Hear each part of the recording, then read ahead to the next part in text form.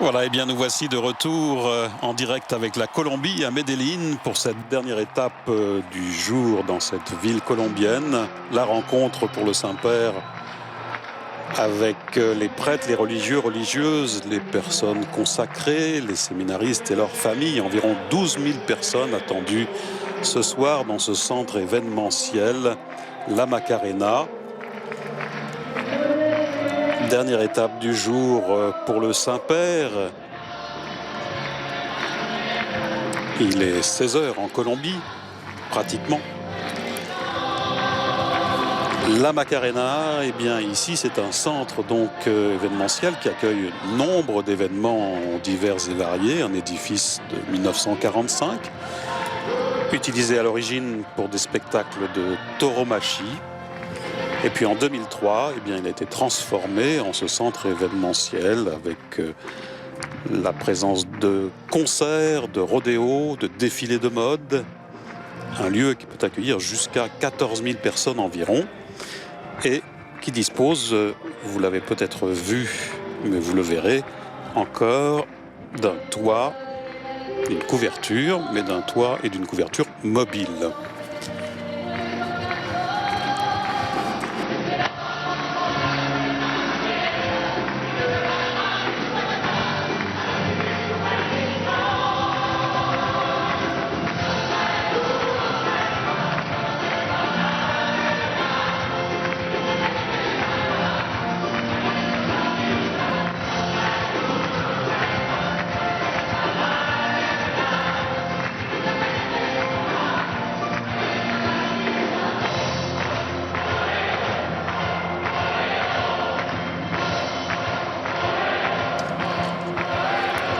Voilà, Demos el primer paso, faisons le premier pas, l'hymne donc de cette visite du pape François en Colombie, une chanson composée par Carlos Corvacho, interprétée par un groupe de musiciens catholiques, les musiciens catholiques unis, et qui a été choisie après un concours où 464 projets musicaux étaient présentés à un jury composé de 4 artistes et de 2 prêtres.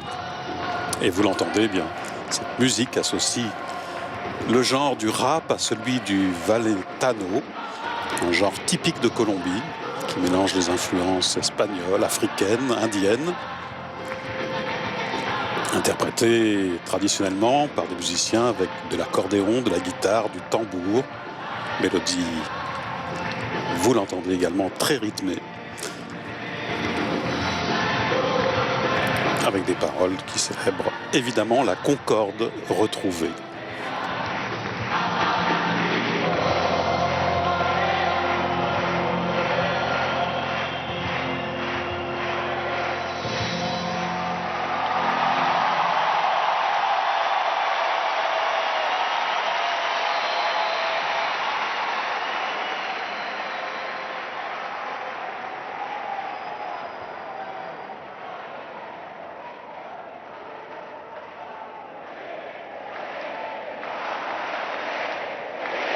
Déroulement très simple pour cette rencontre, avec ce chant et puis la salutation liturgique tout d'abord.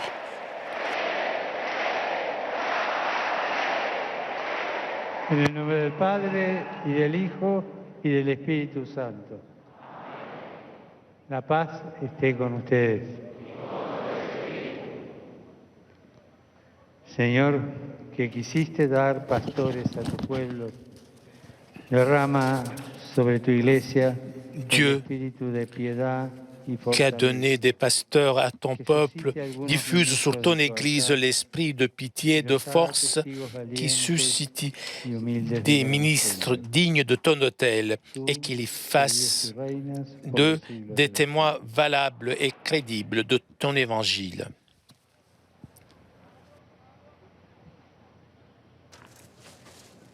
Voilà, et c'est maintenant son Excellence Monseigneur Elkin Botero, évêque auxiliaire de Medellín, en charge de la conférence épiscopale pour les vocations, qui adresse un salut d'accueil au Saint-Père.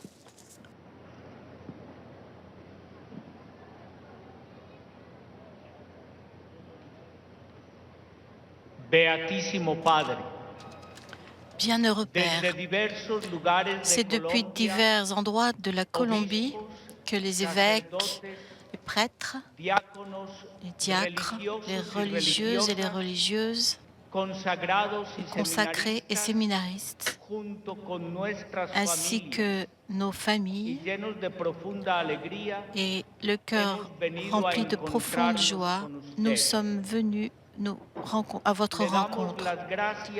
Nous vous remercions d'avoir accepté de venir en Colombie et de nous consacrer un moment particulier pour nous confirmer dans la foi, nous encourager dans la charité et nous renforcer dans l'espérance.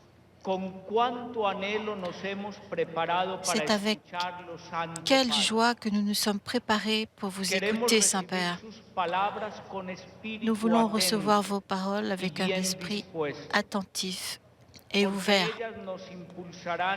car elles nous donneront du courage pour revenir à l'amour premier dans le vécu de notre vocation, et elles seront un guide sûr pour suivre les traces de Jésus. Aujourd'hui, les reliques de Sainte Laure Montoya nous accompagnent. La première colombienne, première sainte, également la première sainte que vous avez donnée à l'Église quelques mois après avoir commencé votre ministère de Saint-Pierre. Sainte Laura est témoignage du cadeau que Dieu a fait à cette terre tout au long de son histoire, avec une riche présence de prêtres et de religieux, parmi lesquels de nombreux se sont consacrés au service de Dieu et de leurs frères dans des conditions difficiles de persécution ou de menaces qui, pour quelques-uns, ont signifié le sacrifice de leur vie. Il y eut de nombreuses congrégations et quelques églises particulières qui ont envoyé des missionnaires sur des terres lointaines et nécessiteuses de l'annonce de l'Évangile. Mais nous sommes conscients que les immenses défis de la tâche évangélisatrice à notre époque demandent à la vie sacerdotale et religieuse une plus grande fidélité, plus d'audace, un style de vie plus proche de l'Évangile, une écoute plus attentive de la parole, un plus grand esprit missionnaire. C'est pour cela que nous avons prié intensément dans ces jours-ci, pour que la visite apostolique du successeur de Pierre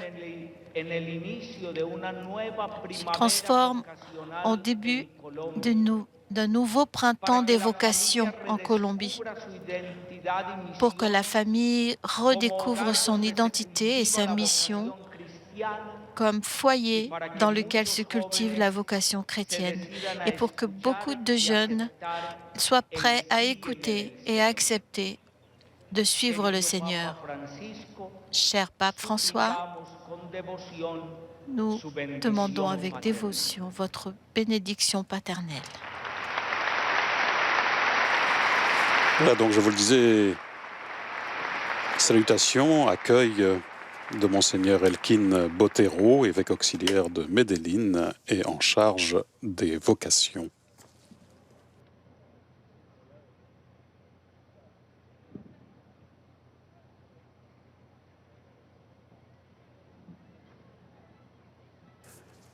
Et nous écoutons maintenant des témoignages.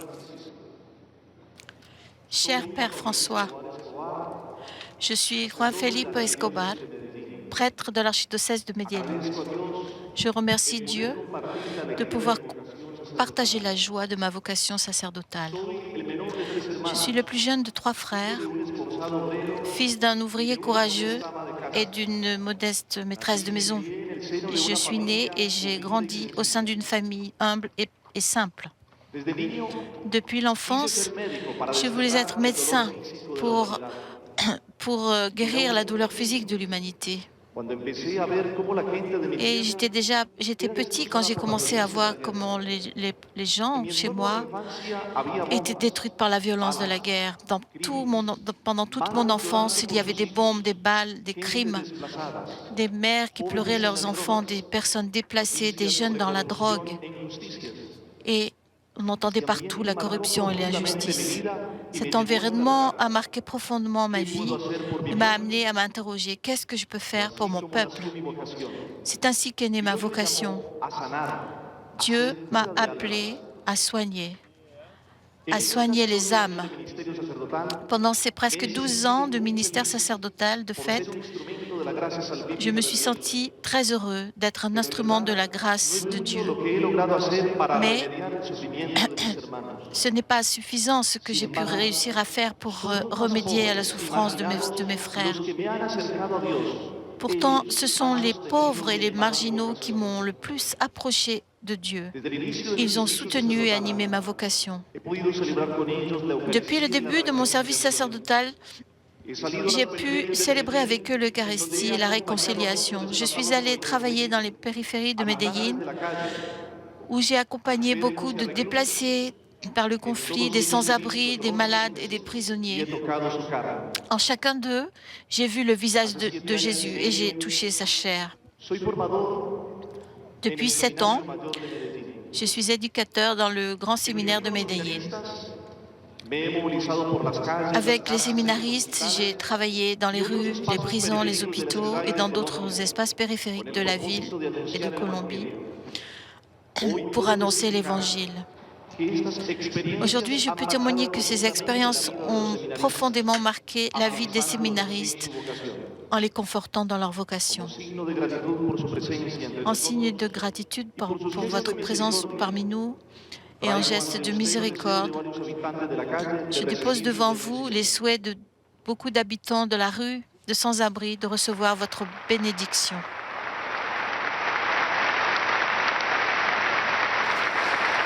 Premier témoignage donc avec ce prêtre Juan Felipe Escobar de l'archidiocèse de Medellín.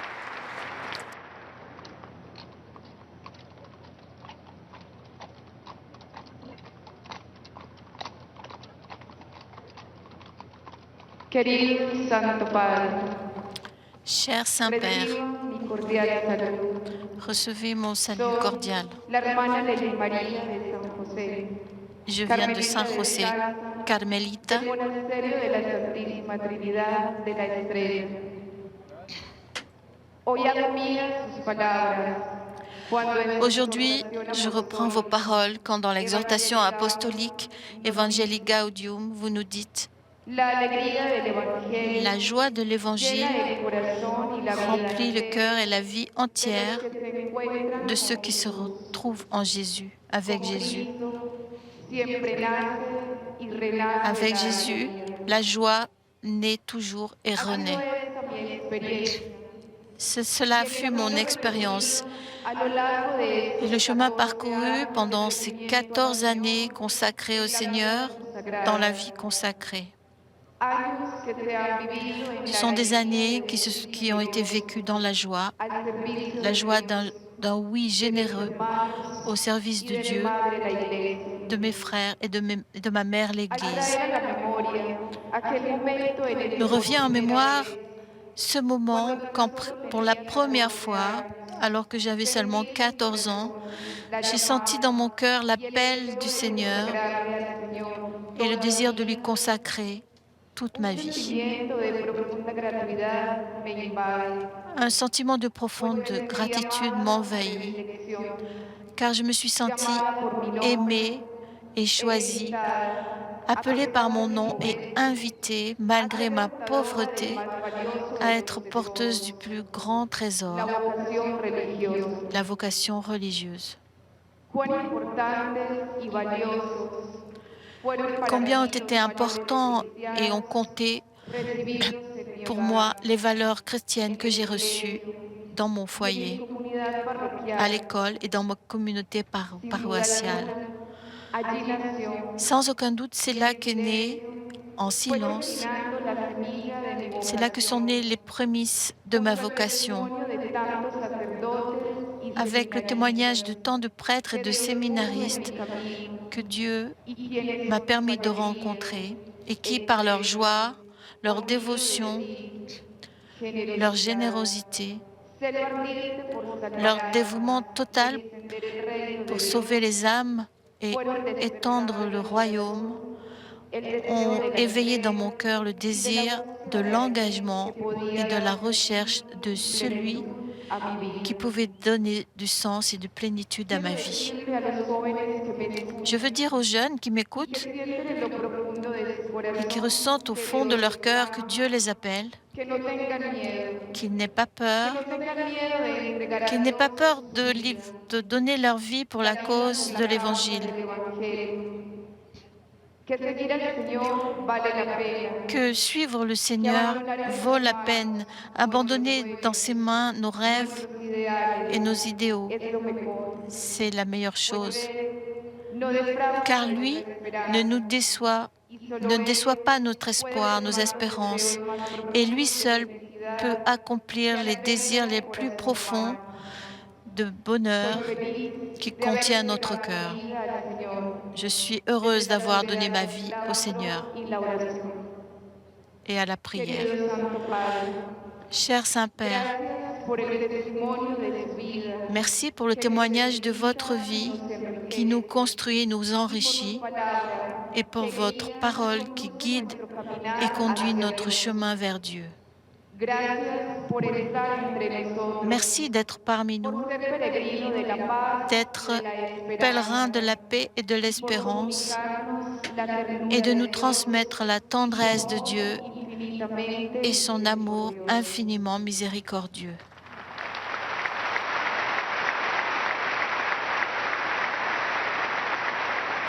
Témoignage donc de sœur Lady de San José, carmélitaine contemplative.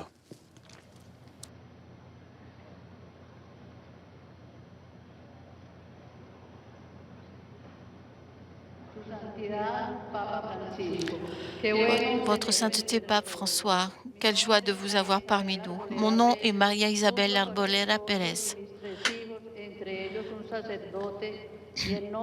Avec mon époux et mes 3 enfants, parmi eux un prêtre, et au nom de toutes les familles d'Antioquia, celles qui comptent un fils prêtre, nous vous donnons des salutations cordiales. Saint-Père, parce que c'est vrai, avoir un fils prêtre, c'est une bénédiction de Dieu.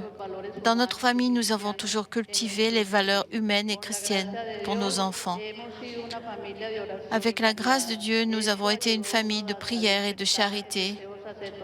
Cela a aidé à éveiller le désir sacerdotal de mon fils, parce que la famille est le premier foyer de vocation. Et maintenant que notre fils est prêtre, notre famille l'accompagne par sa présence et par la prière. Nous demandons toujours dans nos prières au bienheureux Mariano de Jesus Hoyos qu'il soit intercesseur dans toutes les vocations sacerdotales. De plus, un groupe de mères, de prêtres et séminaristes, depuis 24 ans, nous nous réunissons périodiquement pour prier pour la persévérance et la sainteté de nos fils, prêtres et séminaristes. Un apostolat qui grandit chaque jour davantage. Au nom de toutes les familles qui avons la chance d'avoir un enfant prêtre, nous vous demandons de répandre beaucoup de bénédictions particulières sur nos enfants et nos foyers. Que Dieu vous bénisse, Saint-Père.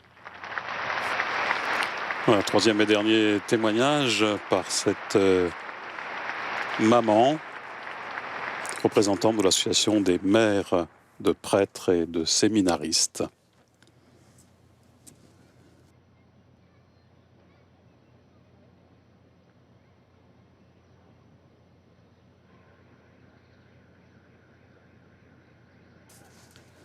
Et avant d'écouter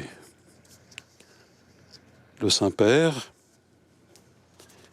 nous écoutons la proclamation de la parole de Dieu, un passage de l'Évangile selon saint Jean au chapitre 15. Del Santo Evangelio según San Juan.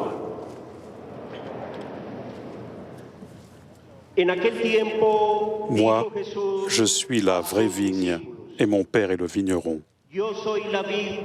Tout sarment qui est en moi, mais qui ne porte pas de fruit, mon Père l'enlève. Tout sarment qui porte du fruit, il le purifie en le taillant pour qu'il en porte davantage.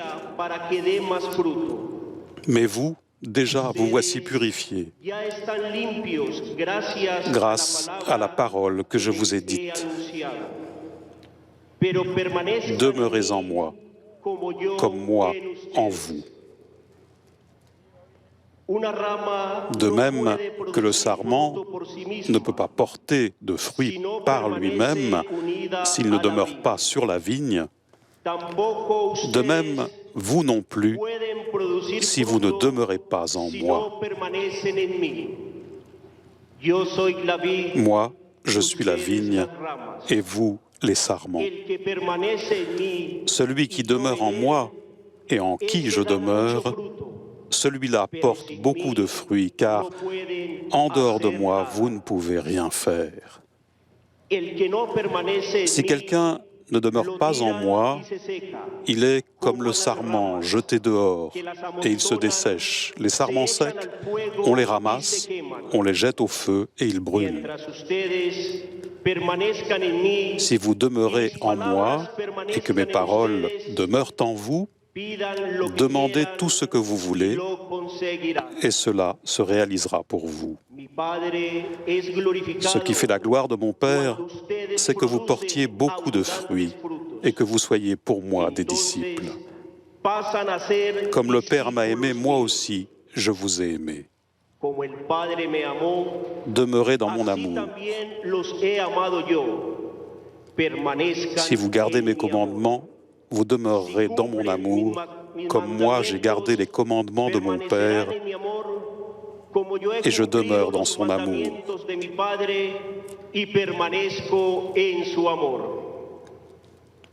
Je vous ai dit cela pour que ma joie soit en vous et que votre joie soit parfaite.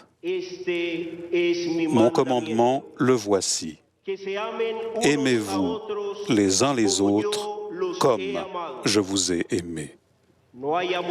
Il n'y a pas de plus grand amour que de donner sa vie pour ceux qu'on aime. Vous êtes mes amis si vous faites ce que je vous commande. Je ne vous appelle plus serviteur, car le serviteur ne sait pas ce que fait son maître.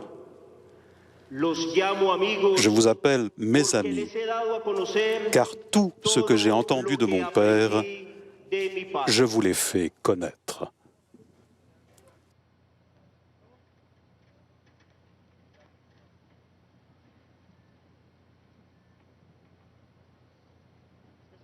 Et nous écoutons le Saint-Père qui s'adresse à ses prêtres religieux, religieuses, personnes consacrées, séminaristes et les familles.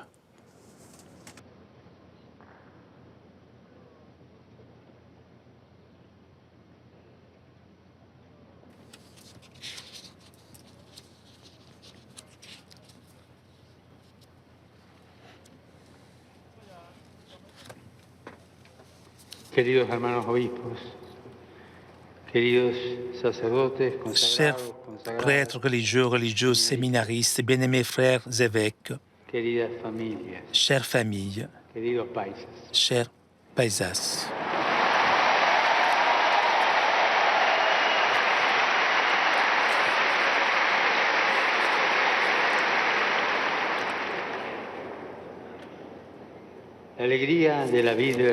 L'allégorie de la vraie vigne de l'Évangile de Jean que nous venons d'entendre se situe dans le contexte de la dernière scène de Jésus. Dans ce cadre d'intimité, d'une certaine tension, mais chargé d'amour, le Seigneur a lavé les pieds des siens, a voulu perpétuer sa mémoire dans le pain et dans le vin. Il y a aussi parlé à ceux qu'il aimait du plus profond de son cœur. En cette première nuit eucharistique, à ce premier coucher du soleil, après le geste de service, Jésus ouvre son cœur. Il leur livre son testament. Et comme au Cénacle, les apôtres, quelques femmes, Marie, la mère de Jésus, avaient continué par la suite à se réunir. Comme nous, de même aujourd'hui, ici en ce lieu, nous nous sommes rassemblés pour l'écouter, pour nous écouter. Sœur Lady de San José, Maria Isabelle et le Père Juan Felipe nous ont livré leur témoignage. Chacun d'entre nous ici présents, nous pourrions également raconter l'histoire de notre propre vocation. Tout le monde se reconnaîtrait dans l'expérience de Jésus qui vient à notre rencontre, qui nous dévance et qui ainsi nous a ravi le cœur. Comme l'a dit le document d'Aparecida, connaître Jésus est le meilleur don qu'on puisse recevoir toute personne. Que nous l'ayons rencontré, nous, est la meilleure chose qui nous soit arrivée dans la vie. Et le faire connaître par notre parole et par nos œuvres est notre joie. Beaucoup d'entre vous, chers jeunes, auront découvert ce Jésus vivant dans vos communautés d'une ferveur apostolique contagieuse qui enthousiasme et suscite l'attraction. Là où il y a de la vie, de la ferveur, l'envie de conduire les autres au Christ, surgissent des vocations authentiques. La vie fraternelle et fervente de la communauté est ce qui réveille le désir de se consacrer entièrement à Dieu et à l'évangélisation. Les jeunes sont naturellement inquiets. Bien sûr.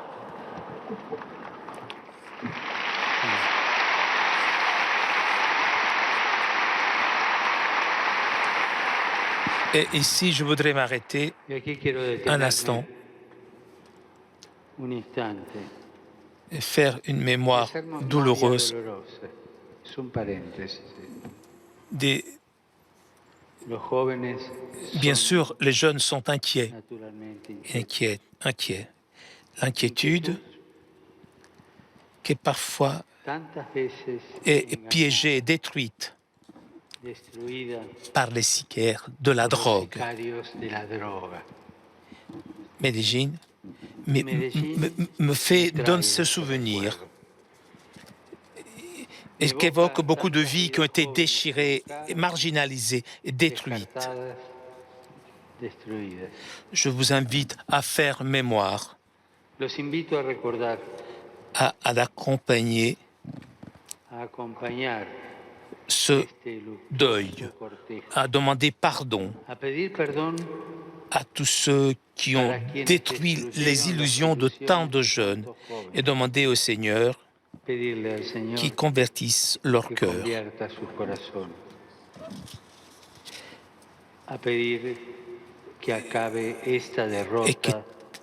Et que cette défaite de l'humanité des jeunes s'arrête.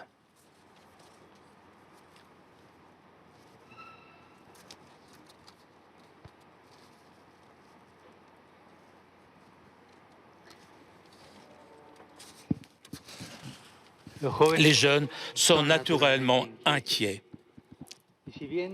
Et même si nous assistons à une crise de l'engagement et des liens communautaires, nombreux sont les jeunes qui se solidarisent face aux maux du monde et s'enrôlent dans diverses formes de militantisme et de volontariat. Il y en a beaucoup. Et certains sont des catholiques pratiquants. Et d'autres sont des catholiques coup-ci, coup-ça, quoi. Hein?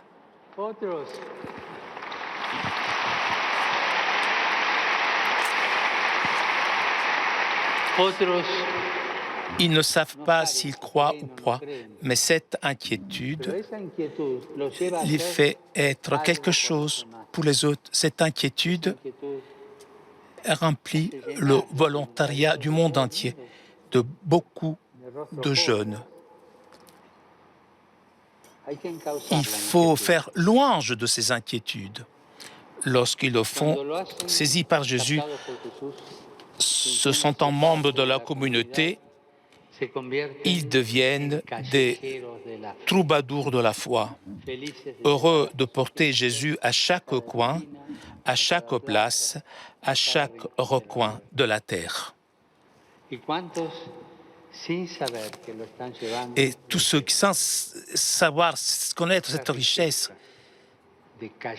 aller à la recherche en étant au service, une foi qui eux-mêmes ne comprennent pas, être témoins, des témoins qui nous ouvrent à l'action du Saint-Esprit qui entre et qui travaillera, façonnera nos cœurs. L'un des voyages de la journée de Jean Mondos dans Pologne,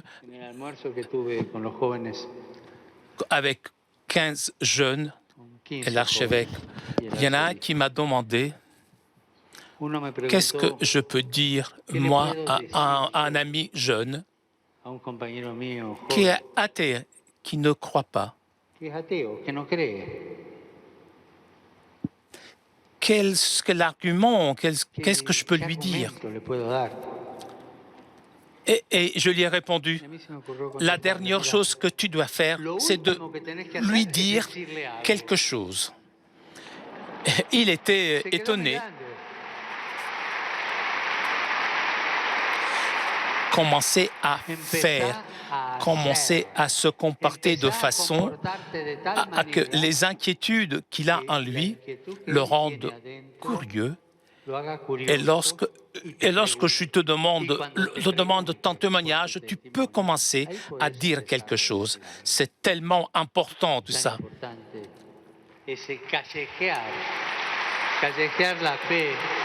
C'est lutter pour la vie. C'est la vie à laquelle se réfère Jésus. Et tout cela, le peuple de l'Alliance, le prophète comme Jérémie, Isaïe, Ézéchiel, se réfèrent à ce peuple comme à une vigne. Même un psaume, le psaume 79, chante en disant « La vigne que tu as prise à l'Égypte, tu déblaies le sol devant elle, tu la racines pour qu'elle emplisse le pays. » Parfois, ils expriment la joie de Dieu face à sa vigne, d'autres fois sa colère, son désarroi et son dépit. Jamais il ne se désintéresse. Jamais il ne se lasse de souffrir de ses errements, d'aller à la rencontre. Il souffre dans son cœur, d'aller à la rencontre de ce peuple qui, lorsqu'il s'éloigne de lui, brûle et se détruit. Comment sont la terre, le terreau, le support où grandit cette vigne en Colombie? Dans quel contexte sont produits les fruits de vocation à une consécration spéciale? Sûrement dans des environnements chargés de contradictions, de clair-obscur, de situations relationnelles complexes. Nous aimerions avoir un monde avec des familles et des liens plus simples. Mais nous sommes impliqués dans cette crise culturelle au milieu d'elle. Et en comptant avec elle, Dieu continue d'appeler.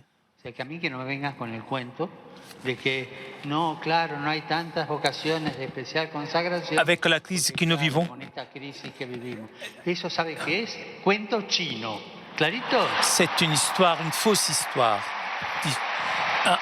un récit auquel personne ne croit. Même au milieu de cette crise, Dieu continue d'appeler. Ce serait presque ne pas voir la réalité que de penser que vous avez tous entendu l'appel de Dieu dans des familles soutenues par un amour fort et débordant de valeurs telles que la générosité, l'engagement, la fidélité ou la patience. Certains, oui, mais pas tous. Certaines familles, plût à Dieu qu'elles soient nombreuses, sont certainement ainsi. Mais avoir les pieds sur terre, c'est reconnaître que nos cheminements vocationnels, l'éveil à l'appel de Dieu, nous trouvent plus près de ce que relate déjà la parole de Dieu, de ce que la Colombie connaît fort bien. C'est un chemin de souffrance et de sang qui traverse de nombreuses pages de la Bible à partir de la violence fratricide de Caïn sur Abel et des divers conflits entre les enfants et les épouses des patriarches Abraham, Isaac et Jacob, arrivant ensuite aux tragédies qui souillent de sang la famille de David, jusqu'aux multiples difficultés familiales qui jaillonnent le récit de Tobie ou la mère confession de Job abandonné. Dès le commencement, il a été ainsi. Il ne faut pas penser à la situation idéale, il faut penser à la situation réelle. Dieu manifeste sa proximité, son élection, de la terre qui demande, comme vous en ce moment, avec les contradictions concrètes, comme lui demande. Il change le cours des événements en appelant des hommes et des femmes dans la fragilité de l'histoire personnelle et communautaire. N'ayons pas peur dans ce pays complexe.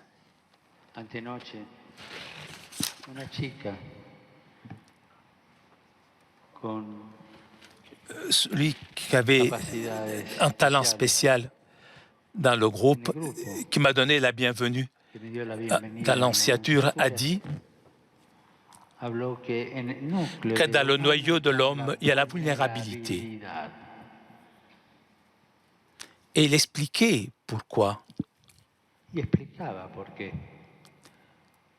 Et il m'est venu à l'esprit de demander, nous sommes tous vulnérables? Oui, tous. Mais il y a certains qui n'est pas vulnérable. Il a répondu Dieu. Mais Dieu a voulu devenir vulnérable. Il a voulu sortir, à réussir à vivre avec nous, vivre notre histoire.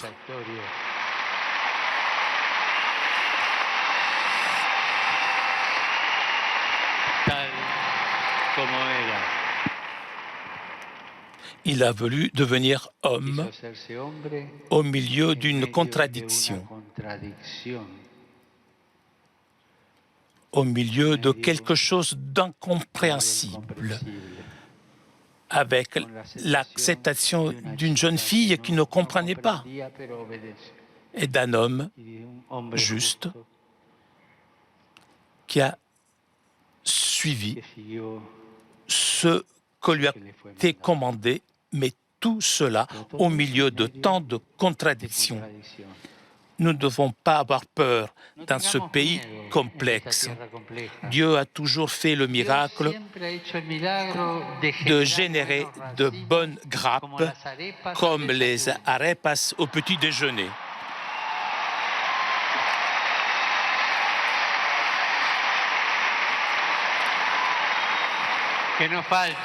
Que les vocations ne manquent dans aucune communauté, dans aucune famille de Medellín.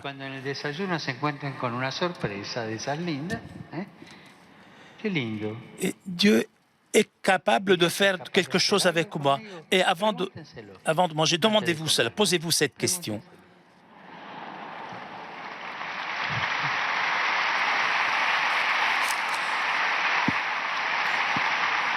Et cette vigne, qui est celle de Jésus, a la caractéristique d'être la vraie. Il a déjà utilisé ce terme à d'autres occasions dans l'évangile de Jean. La vraie lumière, le vrai pain du ciel ou le vrai témoignage. Or, la vérité n'est pas quelque chose que nous recevons comme le pain ou la lumière, mais elle jaillit plutôt de l'intérieur. Nous sommes un peuple élu pour la vérité et notre appel doit être dans la vérité. Si nous sommes des sarments de cette vigne, si notre vocation est greffée sur Jésus, pour la duperie, pour la duplicité, pour les choix mesquins, il ne peut pas y avoir de place. Nous devons tous veiller à ce que chaque sarment serve à ce pourquoi il a été pensé, porter des fruits.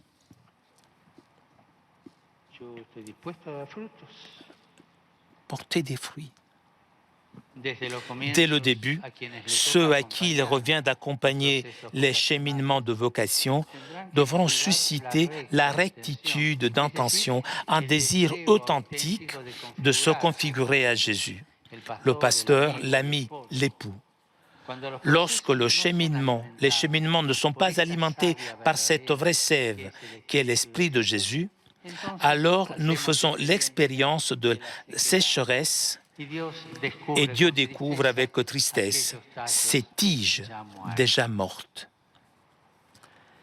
Les vocations à une consécration spéciale meurent quand elles veulent se nourrir des honneurs, quand elles sont animées par la recherche d'une tranquillité personnelle et de promotion sociale, quand la motivation c'est de monter de catégorie, d'assouvir des intérêts matériels.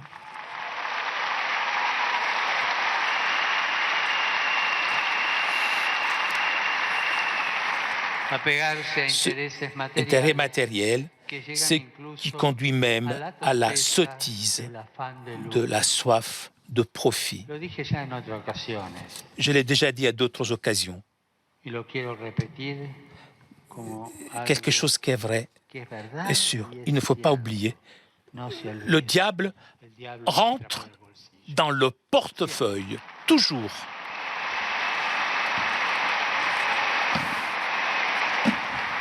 Cela n'est pas à l'apanage des débuts. Nous devons tous faire attention, car la corruption chez les hommes et les femmes qui sont dans l'Église commence ainsi, peu à peu.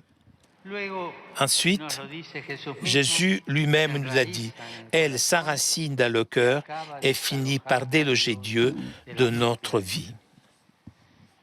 Nul ne peut servir Dieu et l'argent.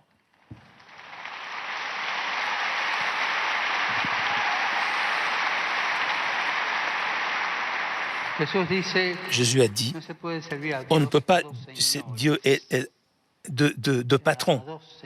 On ne peut pas.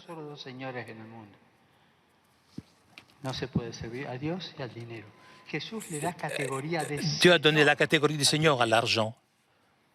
Si il te prend, ne te laisse pas partir. Ce sera le Seigneur de ton cœur. Attention, nous ne pouvons pas profiter.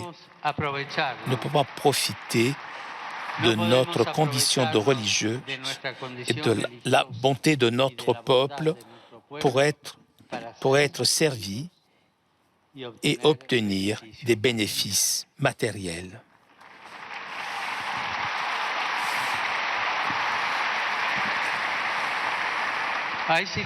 Il y a des situations, des styles et des choix qui révèlent les signes de sécheresse et de mort. Quand cela arrive, vous ne pouvez pas continuer à entraver l'écoulement de la sève qui alimente et donne vie. Le venin du mensonge, la dissimulation, la manipulation et l'abus envers le peuple de Dieu, envers les personnes fragiles et spécialement envers les personnes âgées et les enfants ne peuvent pas avoir le droit de citer dans notre communauté.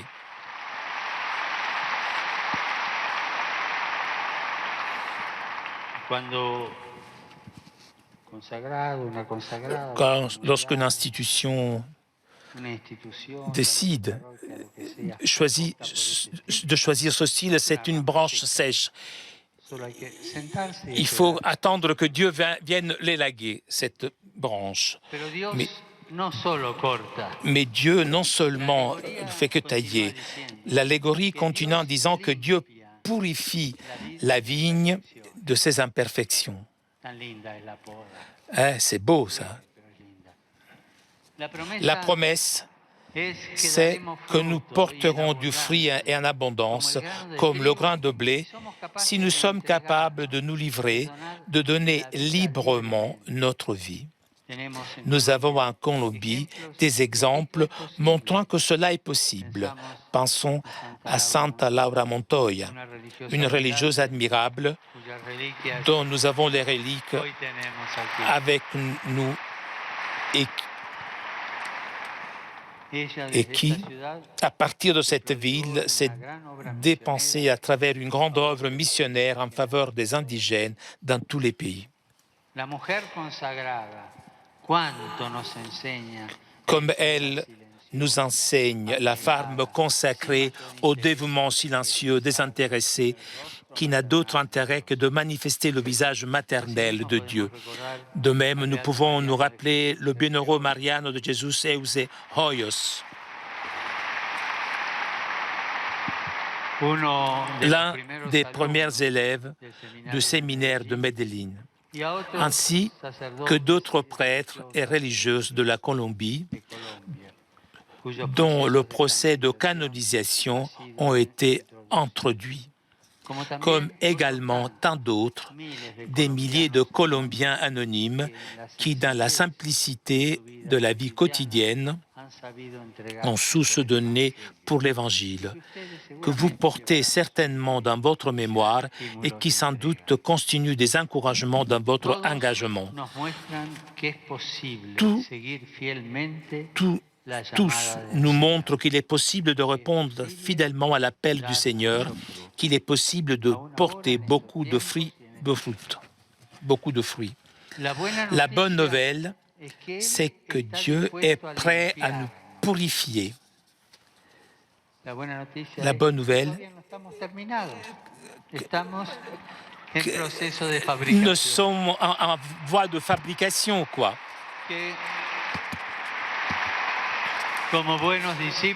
Et en tant que bons disciples, nous sommes en chemin.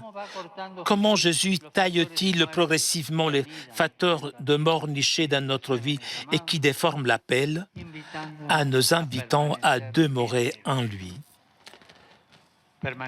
Demeurer ne signifie pas seulement rester, mais veut dire maintenir une relation vitale, existentielle, de nécessité absolue. C'est vivre et grandir en union intime et féconde avec Jésus, source de vie éternelle.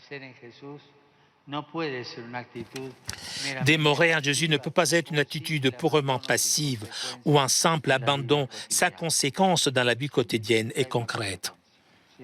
C'est toujours. Permettez-moi de vous proposer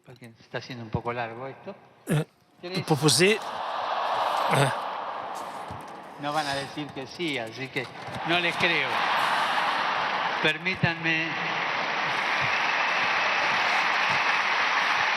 Permettez-moi de vous proposer 3 manières de rendre effective ce fait demeurer, ce qui peut nous aider à rester et à demeurer dans Jésus. Premier, nous demeurons en touchant l'humanité du Christ. Par le regard et les sentiments de Jésus, qui contemple la réalité, non pas comme un juge, mais comme le bon samaritain qui reconnaît les valeurs du peuple avec lequel il marche, ainsi que ses blessures et ses péchés, qui découvre la souffrance silencieuse et s'émeut face aux besoins des personnes, surtout quand elle se voit asservie par l'injustice, la pauvreté indigne, l'indifférence, par l'action perverse de la corruption et de la violence. Par les gestes et les paroles de Jésus qui expriment l'amour envers ceux qui sont proches et la recherche de ceux qui sont loin, la tendresse et la fermeté dans la dénonciation du péché et dans l'annonce de l'Évangile, la joie et la générosité dans l'engagement et le service surtout en faveur des personnes les plus fragiles, en repoussant avec force la tentation de tenir tout pour perdu, de nous accommoder ou de ne nous considérer que comme des administrateurs de malheur. Combien de consacrés semblent que, au lieu d'administrer, de distribuer de la joie, de la vie, distribuent des malheurs et passent leur temps à se plaindre des disgrâces de ce monde et la stérilité de celui qui est incapable de toucher la chair souffrante de Jésus.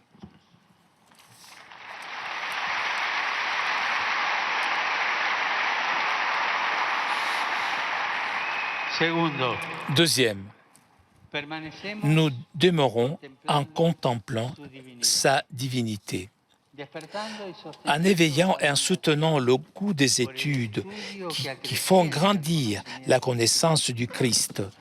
Car, comme le rappelle saint Augustin, on ne peut pas aimer celui qu'on ne connaît pas. En privilégiant par cette connaissance la rencontre avec les Saintes Écritures, spécialement l'Évangile, où le Christ nous parle, nous révèle son amour inconditionnel pour le Père, nous communique la joie qui jaillit de l'obéissance à sa volonté et du service des frères. Je voudrais faire une question, poser une question. Combien de minutes ou combien d'heures je lis l'Évangile, les Écritures chaque jour? Répondez, chacun dans son cœur. Qui ne connaît pas les Écritures ne connaît pas Jésus. Qui n'aime pas les Écritures n'aime pas Jésus. Consacrons du temps à la lecture priante de la parole, en auscultant en elle ce que Dieu veut pour nous et pour notre peuple. Que toutes nos études nous aident à être capables d'interpréter la réalité avec les yeux de Dieu. Qu'elles ne soient pas des études pour s'évader des événements de notre peuple. Qu'elles ne suivent pas non plus le va-et-vient des modes ou des idéologies. Qu'elles ne s'alimentent pas de nostalgie, ne cherchent à insérer dans un carcan le mystère. Qu'elles ne cherchent pas à répondre à des questions que personne ne se pose. Laissant dans le vide essentiel les personnes qui nous interrogent à partir des données de leur monde, de leur culture. Demeurer en lui et contempler sa divinité en faisant de la prière un élément fondamental de notre vie et de notre service apostolique. La prière nous libère du fardeau de la mondanité, nous enseigne à vivre dans la joie, à faire des choix en nous éloignant de ce qui est superficiel dans un exercice de liberté authentique.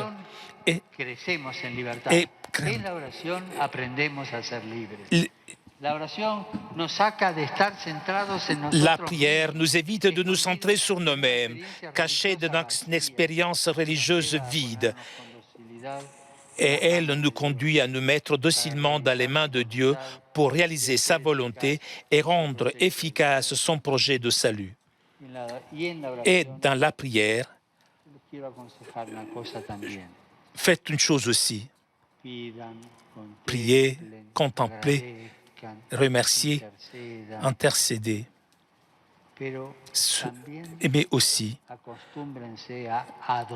ayez l'habitude de adorer.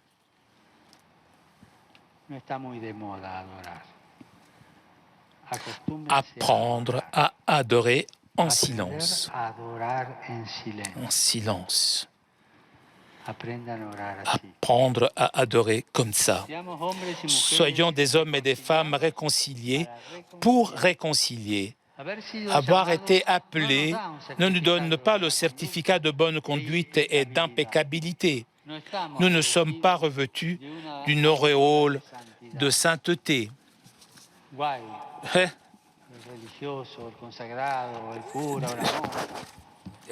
Il y a ceux qui vivent avec une tête de timbre postal.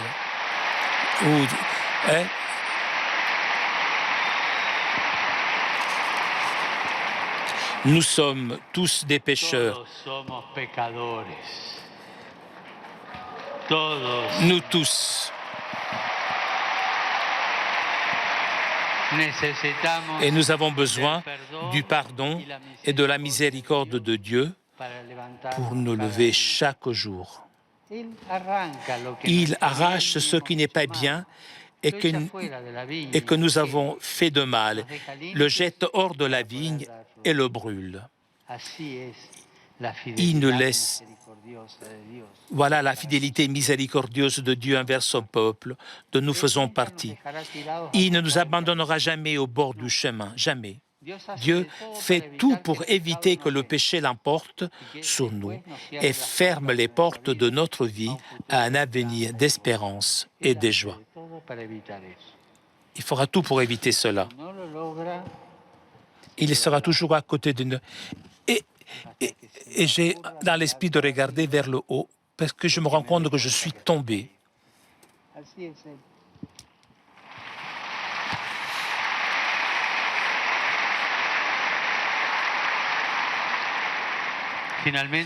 Enfin, il faut demeurer dans le Christ pour vivre dans la joie. Troisième. Demeurer dans le Christ pour vivre dans la joie. Et sa joie sera avec nous.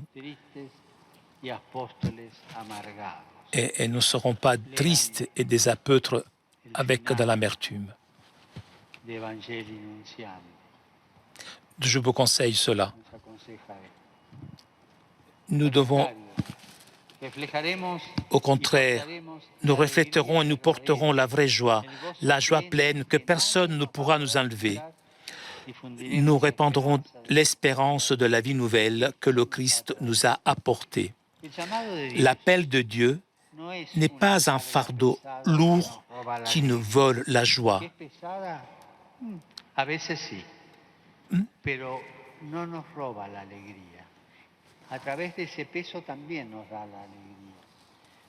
Dieu ne nous veut pas soumis dans la tristesse,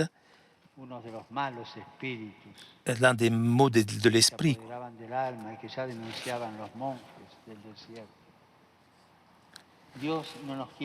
Dieu ne veut pas submerger par la fatigue qui dérive des activités mal vécues, sans une spiritualité qui rende heureuse notre vie, voire nos fatigues. Notre joie contagieuse doit être le premier témoignage de la proximité et de l'amour de Dieu. Nous sommes de vrais dispensateurs de la grâce de Dieu lorsque nous reflétons la joie de la rencontre avec lui.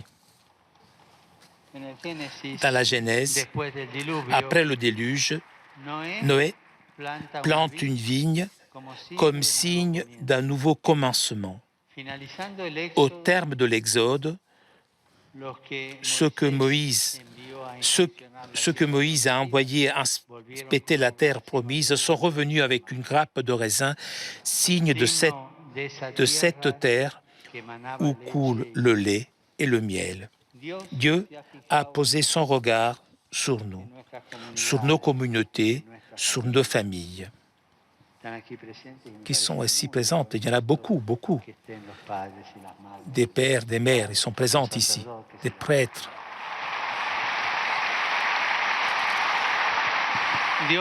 Le Seigneur a posé son regard Le Seigneur a posé son regard sur la Colombie. Vous êtes le signe de cet amour de prédilection. Il nous revient d'offrir tout notre amour et notre service en union avec Jésus, notre vigne, et d'être la promesse d'un nouveau commencement pour la Colombie qui laisse derrière les déluges de désaccords et de violence, qui veut porter beaucoup de fruits de justice et de paix, de rencontre et de solidarité. Que Dieu vous bénisse. Que Dieu bénisse la vie consacrée en Colombie. Et n'oubliez pas de prier pour moi. Merci.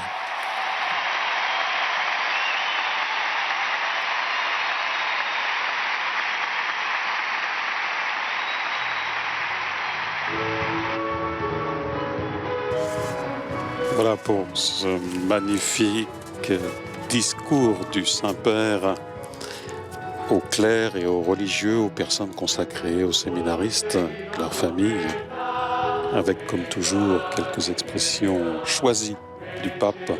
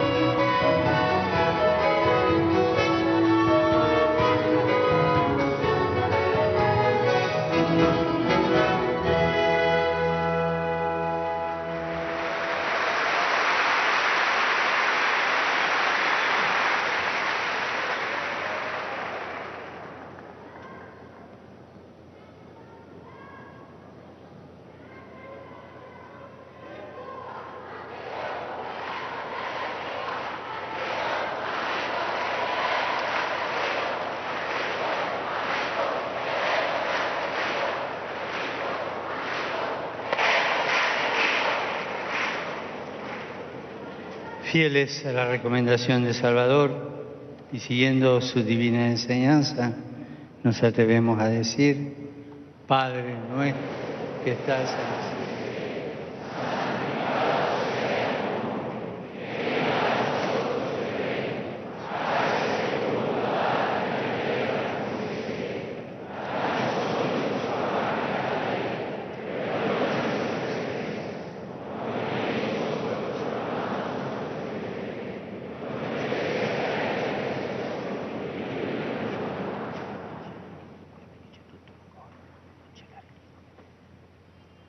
Señor esté con ustedes.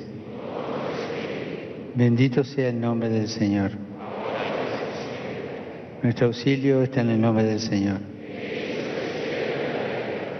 Y la bendición de Dios Todopoderoso, del Padre, y del Hijo, y del Espíritu Santo. Je Y vous le deseo souhaite que chaque que jour cada soyez día más plus fidèles sean más pour fieles suivre en el seguimiento de Jésus. Jesús. Merci.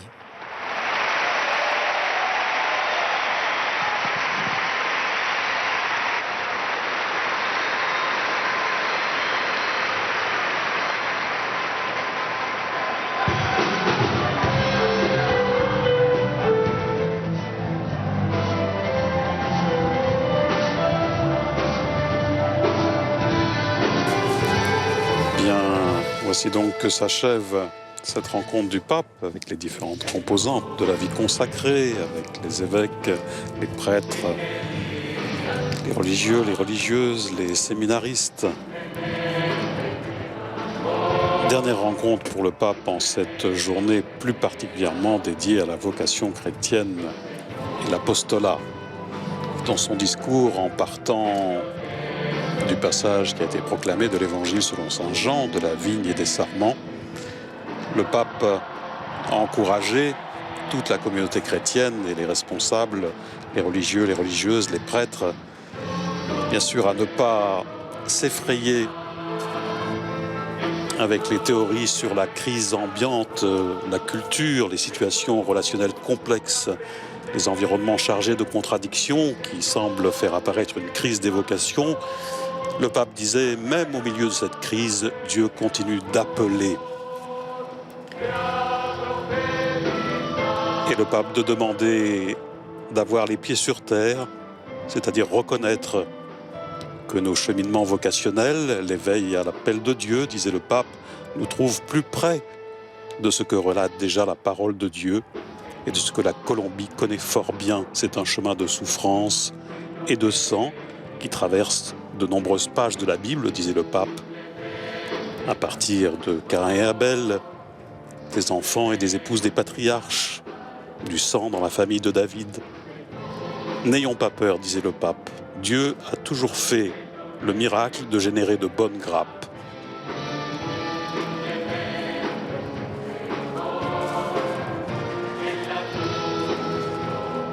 Et le pape d'inviter à demeurer en Jésus-Christ, en touchant l'humanité du Christ, en contemplant sa divinité.